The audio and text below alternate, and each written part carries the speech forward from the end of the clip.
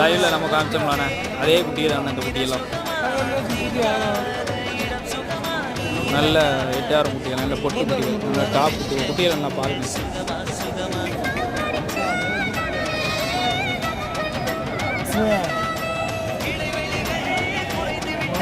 எல்லாம் நல்லா சைஸான குட்டிகள்.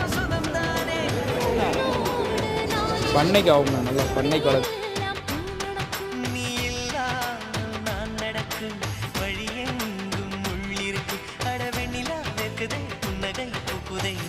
கண்டதாலா